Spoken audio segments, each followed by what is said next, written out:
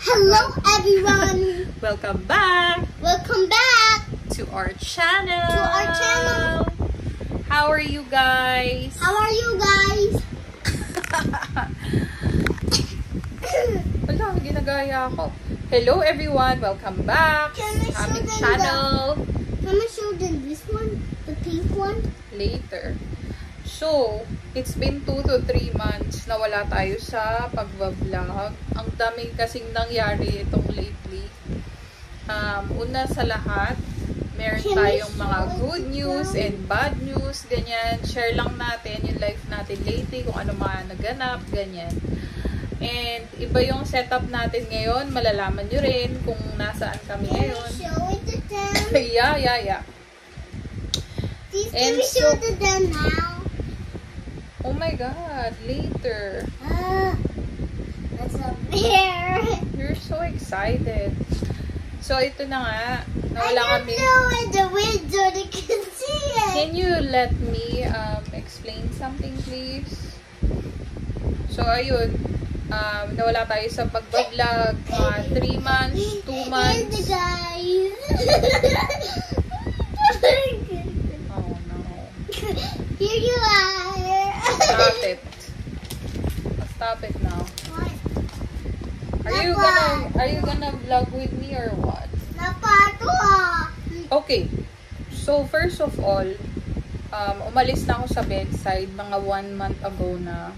Hindi na ako nag-PRN sa bedside. Umalis na ako sa Mercy. Nag-resign naman ako na maayos, pero ang nangyari, nag-immediate resignation ako. Kasi, itong recently, meron kami. Itong recently, ayan, si Baby Tally, 3-year-old Baby Tally. Where's the bless? Where's the bless? Ano? Bless daw, bless. Ganyan siya kakulit, oh, bless. Show them how to bless. You hold my hand. Very good. Ang haba na ng nails mo. Bless. Oh, bless daw. Okay. So, ayun. Bless. Oh, enough now. They already saw that, baby. So, recently, we found out that we're gonna have a baby. Right? We found out. Are you happy with the baby? Magkakaroon na siya ng kapatid. Itong recently ko lang nalaman. Why are you crying?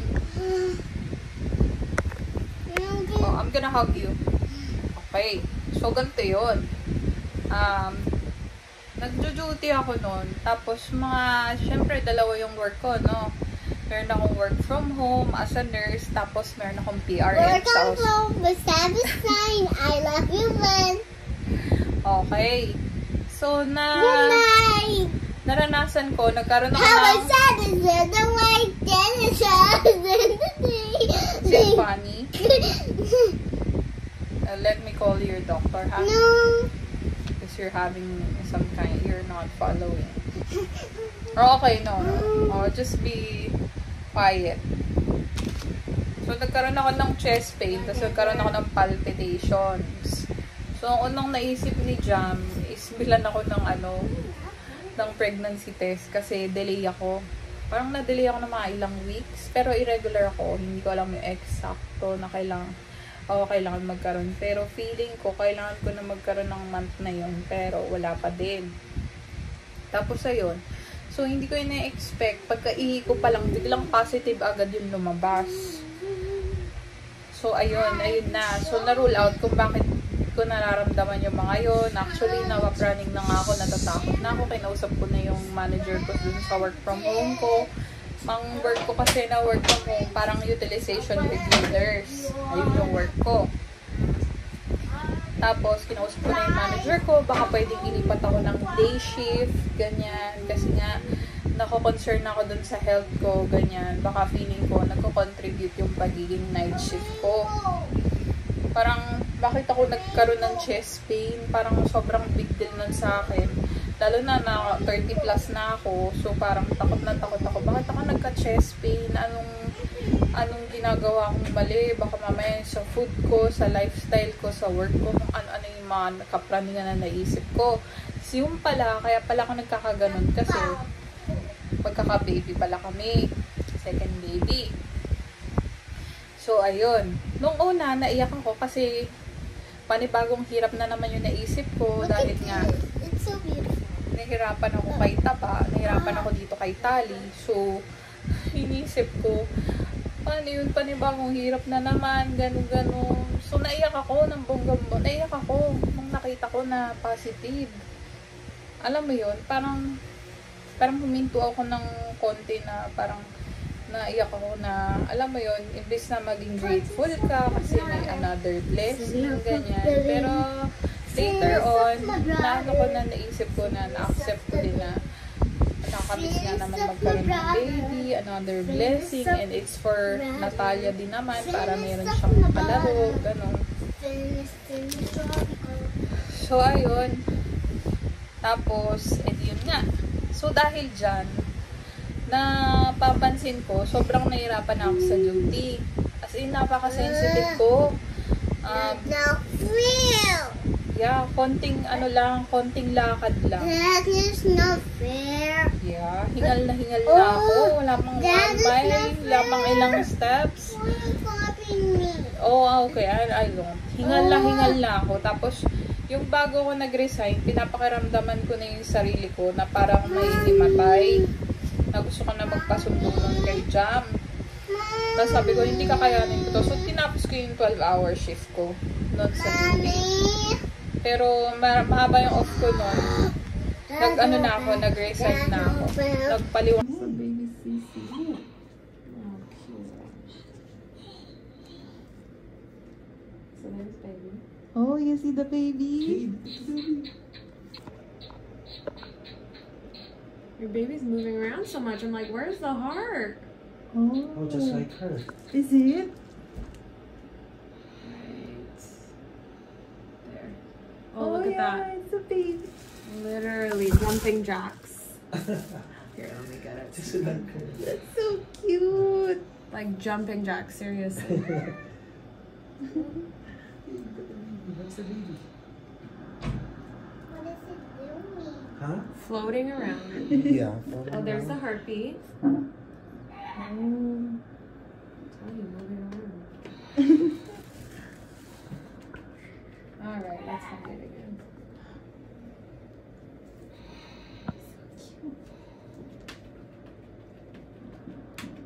There it is. Oh.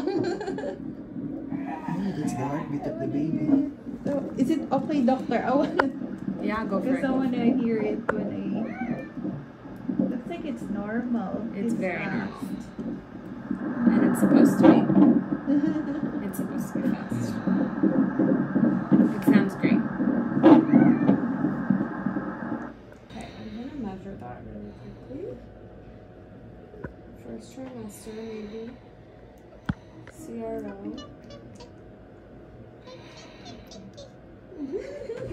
She's so cute. Are you excited?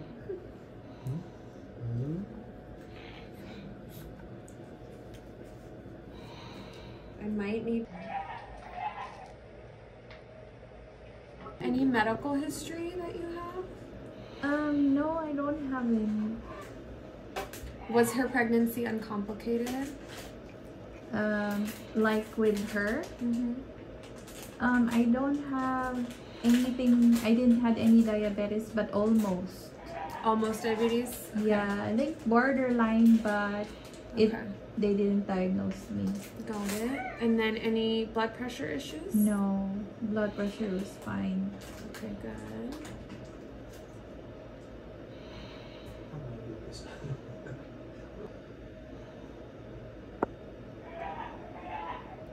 Your baby is so squished up. Mm.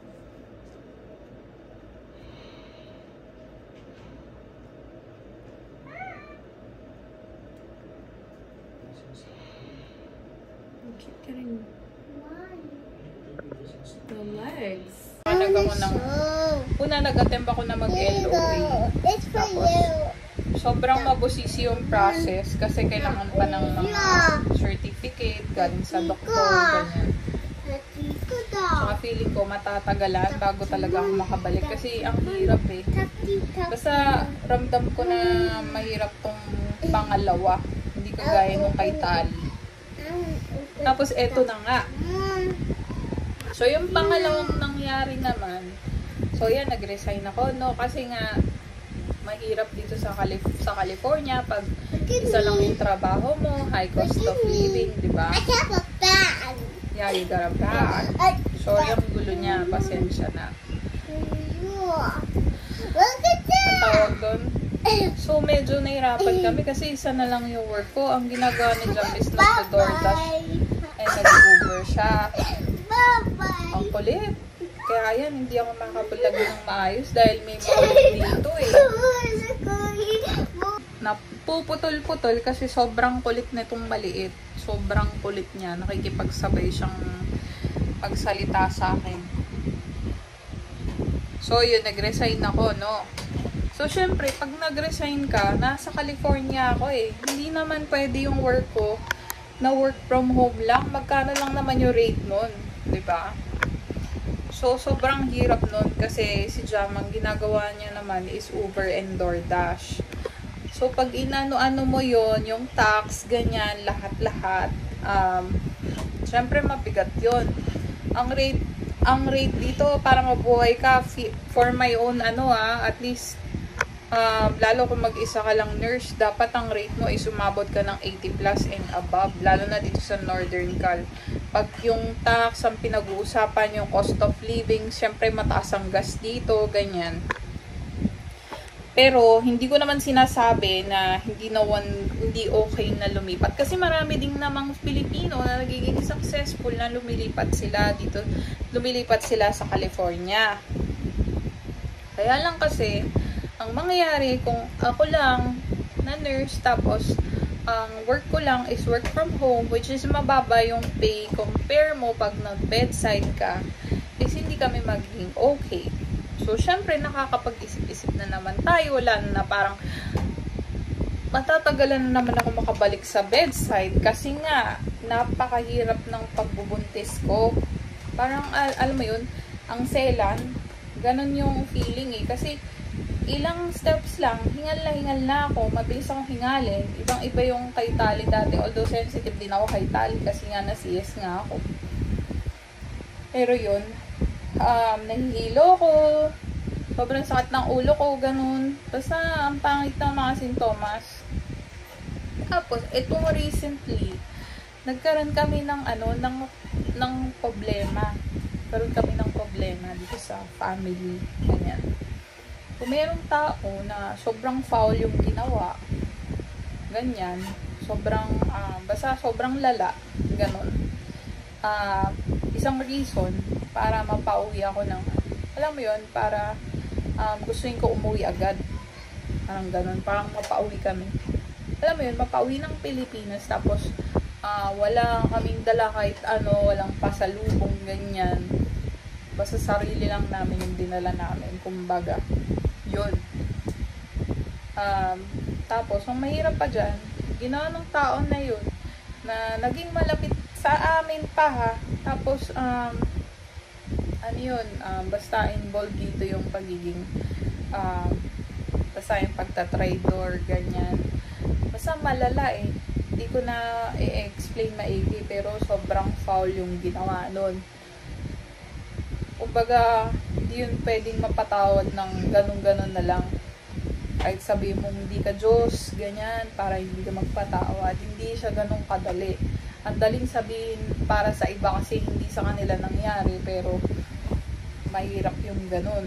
Hindi talaga siya. Tapos, masama pa, yung sa masamang ginawa ng taong yun, may mga kumakampi sa kanya, nasa maling na nga siya, diba?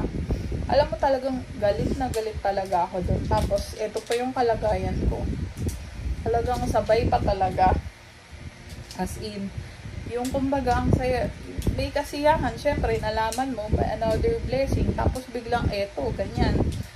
So, sobrang hirap. sobrang, basta sobrang grabe talaga yung ginawa. So, ko naman, syempre, gusto kong makauwi, gusto kong ma-check yung mga mahal ko sa buhay, kung okay ba sila, ganyan. Basta ako, itatakwil ko na yung mga taong, alam mo yun, hindi ko na yun mga kailangan eh, yung mga ganyan, sobrang sama ng ginawa, tapos kinakampihan pa siya ng mga, alam mo yun, may mga kumakampi pa talaga sa mga masamang gawain, no? May mga kumakampi pa talaga sa kanya. So, ang ano lang naman, ang importante na lang sa akin, yung mga immediate family ko na lang, mga talagang, pero yung mga yan, okay na lang din, magsama-sama na lang sila, magkampihan na lang sila, sama-samang ginagawa nila. Kasi kung yun naman yung kinakasaya nila, di ba? Ano na lang, lalayo na lang kami, never na lang kaming magiging dyan. Basta hindi ko kasi hindi ko na ma-specify pero siguro nagigets yun na yun. So, ayun nga, umuwi nga kami dito. Ang ginawa ko, binitbit ko yung laptop ko. Hindi ako nakapagpaalam sa office. Mag-work ako dito sa Pilipinas. Kasi nga work from home, basta may internet ka. Pero kailangan pala ng approval. At least more than a week bago ka umalis. Kailangan. Pwede naman kasi na mag-work ka at least 1 month, ganyan. Lalo na pag may emergency, pero kailangan mo na approval. So, binitbit ko lang. Tapos, tamang-tama yung apartment namin, wala naman siyang 12-year contract. Parang month-to-month basis lang siya. Tapos, tropa namin yung manager doon. Basta mabait. Tropa ng asawa. Basta mabait yung manager doon. So, pumayag, parang mga ilang months lang kami doon. So, tinapos namin yung contract namin sa apartment. Tapos, yung mga gamit namin is in storage namin. Pero, pag balik namin ng California, hindi na kami mag-for good sa California. Kasi kung ito lang yung magiging work ko, work from home, tapos matatagalan bago ako bumalik sa bedside. Tapos, si Mahal, kung mag-Uber, DoorDash, hindi talaga yun kakasya. Lalo na, kami, parehas kaming nagsusupport sa both sides, diba? So, mahirap talaga yun. So, ayun na nga, umuwi na nga kami. Ang ending, nandito kami sa Pilipinas. Kaya ito yung setup natin. Nasa Pilipinas kami. Umuwi kami. Tapos, ayun na nga. Pag uwi namin dito, mga 1 linggo, na-detect ako ng IT na nandito ako sa Pilipinas. Tapos nag-message ngayon yung supervisor ko, sabing ganun, our IT detected that you're in the Philippines. Is this accurate? Sabi nga. Parang wala na akong lusot doon. Wala na akong maipapalusot. Nakita na Philippines eh. Pero nagdala ako ng router na meron siyang VPN para secured. Para alam mo yun, hindi mahaluan ng something yung work ko. Pero kasi, ang problema, hindi siya tuloy-tuloy. So, may time na may lapses, makikita ko kung saan yung location ko. So, ayun nga, na-detect nga. Tapos, hindi na ako makakapag-alibay. Sabi ko, I had a family emergency. Kailangan kong umuwi, ganyan. So, sabi niya, this is subject for approval, pero hindi pa daw guaranteed. Kasi yung manager ko, napalitan siya. Dati senior manager, yung direct manager ko. Nagpalipat ako ng day shift. So, naiba yung manager ko. So, yung manager ko ngayon, hindi ko siya pag ganun na-encounter. Kasi bago lang din siya. Pero, na-approve din naman siya. Kasi nga, family emergency. Sabi ko, pasensya na. I had a family emergency. Hindi ako makapag-isip kung ano ba. Hindi ako makapag-isip kung alam nyo naman, totoo lang yung sinasabi ko sa inyo. Ito talaga yung mga nangyayari. Sabi ko, hindi ko talaga makapag-isip. Kasi syempre, nagkaroon na ganito sa family. Hindi na ako nakapag-isip na kailangan ko magpaalam, ganun. Tapos ganito pa yung condition ko, ganyan. Syempre, naging strict sila. Nag-empathize sila sa nangyari. Pero kailangan nila maging strict because the policy is kailangan, paalam ka muna. Papayagan ka naman, 30 days kung valid. But, may mga approval yan kasi kailangan i-approve yan ng Vice President, ganon. So, ayun. So, nagpaliwanag na lang ako na maayos. In-email ko na maayos. Tapos, awa naman ng Diyos, inaprobahan nila yung 30 days stay ko dito na mag-work ako. So, nag-work ako dito. Nadala ko yung laptop ko. Work from home ako. Tapos, di ba, inaprobahan nila. Tapos, nakiusap din ako kung pwede ko gamitin yung leave ko. So, final ko yung mga ibang leave ko. Kahit mga ilang araw, ganun. Para lang ma-extend ng konti. Kasi, 30 days nga lang, di ba? So, after 30 days, hindi na ako pwede mag-work. So, inilive ko na yung iba para may leeway ba kahit konti. Tapos, sabi, ang plano namin ni Edison, pagbalik namin, is, lilipat na kami. Sana, yun na yung final.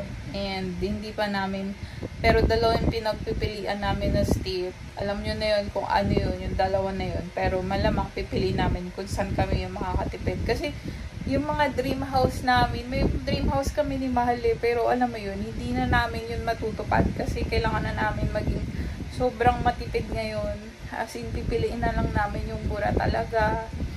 Yung, kumbaga, yung kahit matigil ako mag-work, magkasakit ako or whatever, kung kaya pa rin namin bayaran yung mortgage, yung ganon, yun yung pipiliin namin.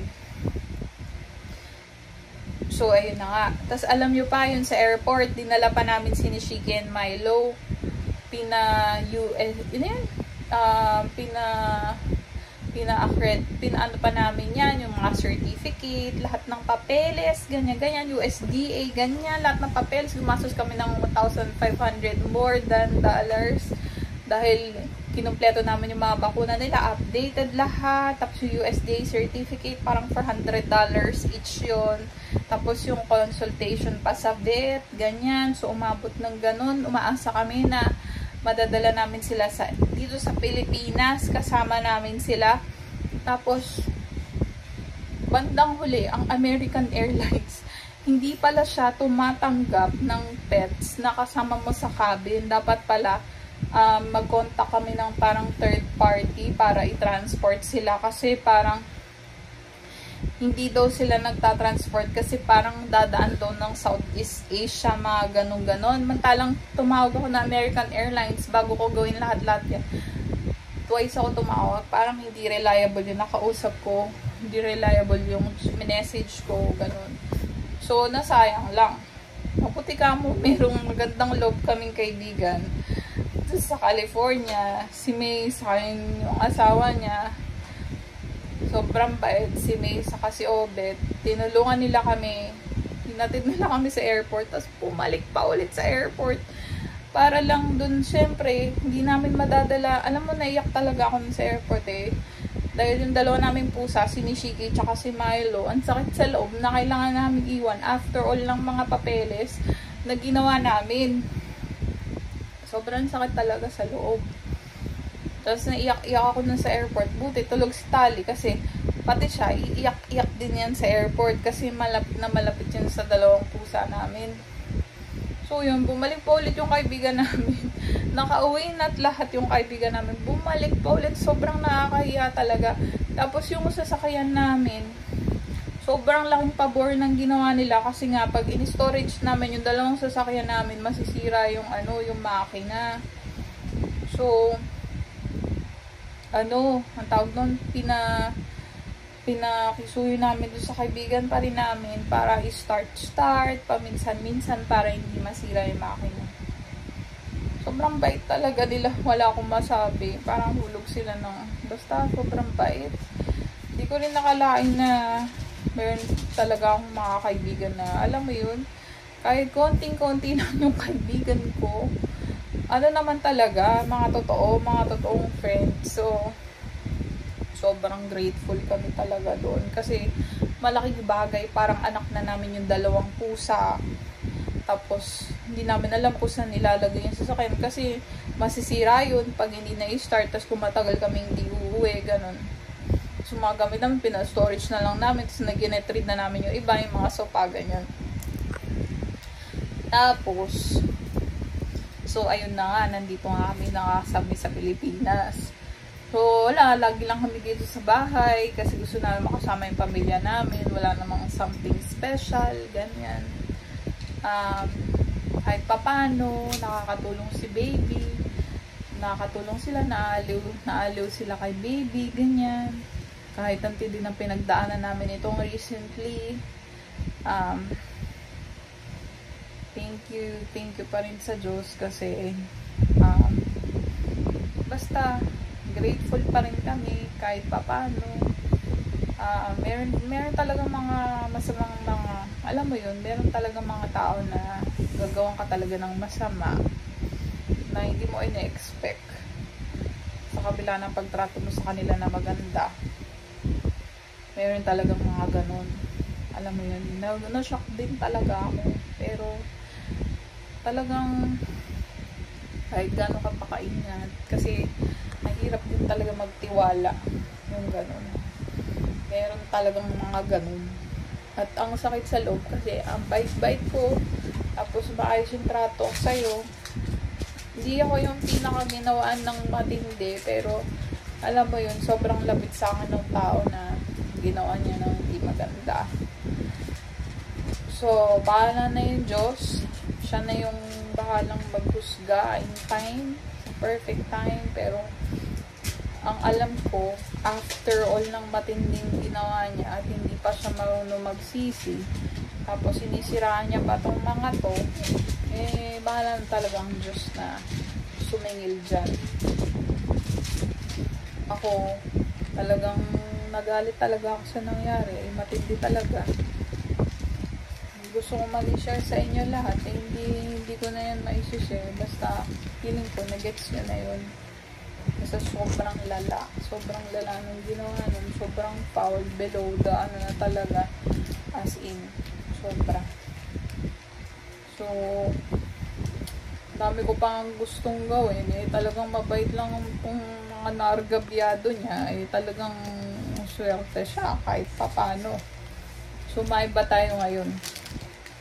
So, ayun na nga, pag nakalipat kami, update na lang namin kayo kung saan. Pero, hindi ko inaano ang California, ha. Marami nagiging successful na nakakalipat sa California. Lalo na kung dalawa kayong nurse. Tapos, kung magbe-bedside ka pa. Tapos, kung magpi-PRN ka. Pero, kung papatayin yung sarili mo, kaka-OT ng OT. Kasi, pag sobra-sobra kang OT per week, or per cut-off, sa tax mo lang din mapupunta yun. So, maging mapanuri ka din, maging wise ka rin sa bagay na yan.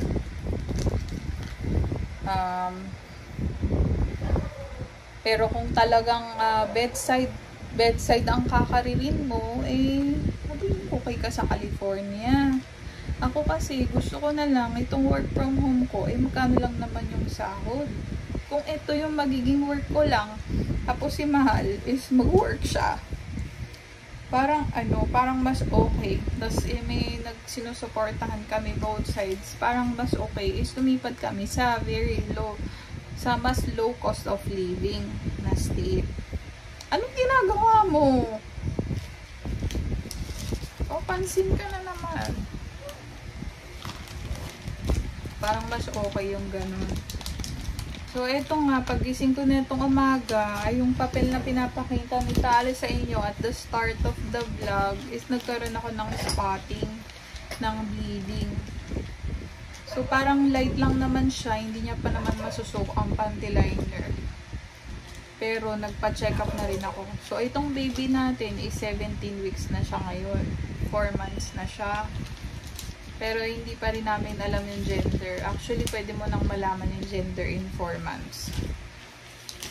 Kasi yung pinag-check-upan ko ngayon is, wala siyang ultrasound. Parang maliit na clinic lang, yung malapit lang, ganyan. Pero meron siyang Doppler. So, gusto ko lang makasiguro kung ano nangyayari, kung okay ba yung baby, ganyan. Kung okay ba yung heartbeat. Tapos, nagkaroon ako ng bleeding. Where's the pink paper that you're showing? Nagkaroon ako ng bleeding. Mga 2 beses. Tapos yung chinek ko, medyo huminto na. Sana huminto na ng tuluyan. So, niresetahan niya ako ng pampakapit. Tapos, nagreseta din siya ng antibiotic. Parang ganun. Pero kasi, sa akin, may alam naman ako kahit papano, diba? Alam ko naman kung ano yung worst bleeding, kung ano yung delikado, ganyan. So, yun sa nakita ko naman, hindi naman siya yung heavy bleeding, pero kailangan mag-ingat pa din. Parang super light lang, parang pinkish, ganyan. Tapos, pero nakaka-alarma pa din, diba? So, i-standby ko lang tong reseta niya, just in case na kailanganin ko talaga siya. Pero as much as possible, ayoko uminom ng gamot, lalo na antibiotic. Natatakot ako para sa baby. Pero irresponsible ko nitong lately kasi minsan na i-skipan ko yung prenatal vitamins ko. Nagiging pasaway ako. Ito kay Tali dati, never ko na-skip yung prenatal vitamins ko. Nakita nyo naman lumaki si Tali, sobrang daldal. Wala pang 1 years old, nagsasalita na yun siya. Sobrang, pero dito sa pangalawa, medyo, na-off ako ng konti kasi yung prenatal, na-skipan ko. So, ito yung nireseta sa akin. Isosuprin, tapos Dufaston, mga pampakapit siya, tapos clindamycin, ayan o. Ayan, sa sobrang stress, dinugo tayo, pero at least okay naman yung baby, so sana maging okay ng tuloy-tuloy, diba? Doppler lang, basta narinig ko yung heartbeat niya, okay naman yung baby, tapos mukhang okay naman siya, and hindi naman ganun kalala yung bleeding, pero meron talaga yun. Na-shock ako nung umaga, dapat aalis kami ngayon, may pupuntahan kami, alas 6 pa lang, gising na kami, magre-ready na kami, tapos biglang nakita ko ganun. So ayun, ay yung baby na to tumahimik kasi ang kulit eh. Kinukulit ako, nakikipagsabay, pasaway. What do you wanna tell them? Maldita. What are your followers? What do you wanna tell them? Pinching, pinching. You tell them. Pinching. Same time. Hi, follower. Wala, nagtampo na yan siya. Oh. May pagtatampo na. Batang to. So, ayun lang guys. Ayun ang update sa amin. So, ayun. Una, magkakaroon na tayo ng pangalawang baby. Tapos, nandito kami sa Pilipinas ngayon. Nag-work ako dito. Mga 1 month lang may permiso ng higher management. Tapos, tawag doon. Tapos, pagbalik namin, hindi na kami magsustay sa California. Pinaalam ko na rin yan doon sa work kasi kailangan doon ipaalam sa kanila dahil dapat may office na malapit doon. Tapos, yung state na hindi magkakaroon ng problem sa tax kasi meron silang mga state na hindi siya tawag doon, hindi siya nila in-encourage na ilipatan ng mga empleyado, ganyan, dahil magkakaproblema sa tax, may mga tax issues, ganyan. Tapos, bago pa yan, chinik ko na yung HR kung ano mangyayari sa rate ko, kung magbabago pa. Wala naman siyang sinabi na bababaan. Maaring ma-maintain ko pa rin, pero hindi ko na kumbaga yung increase. Hindi ko na masyadong magiging yung pagkakaroon ng increase kasi kung na-max out ko na yung rate dun sa area na yun. Most probably, hindi na ako makakwalify dun. Tapos yung after 8 hours na times 1.5 ng California, mawawala yun sa akin. Pero yung tax ko, syempre mababago kasi malaki ang tax sa California. So, yun lang naman, binirify ko na yan lahat. So, update na lang tayo kung ano magiging journey natin, no? Kung kami papunta dun sa iba state na yun, yung iba naman papunta ng California, iba-iba yan kasi hindi na naman ako makakapag-bedside ng matagal-tagal. Kasi, sobrang sensitive. Tingnan mo nga, dinugo ako ngayon. Tapos, Tapos mag-aalaga ka na naman ng baby na makulit, ganyan. So, matatagalan. Hindi talaga kami magiging okay dun sakali.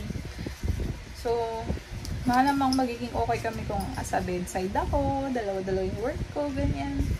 Tapos lalo na kung dalawa kaming nurse, ganyan. Pero, okay na lang din. Total, tumatanda na rin naman kami. Mas gusto namin mas peaceful yung hindi na super work and busy.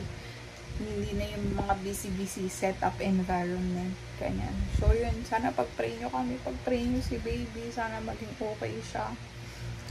Yung taong gumawa ng masama sa amin, siguro masaya siya, if ever, di ba?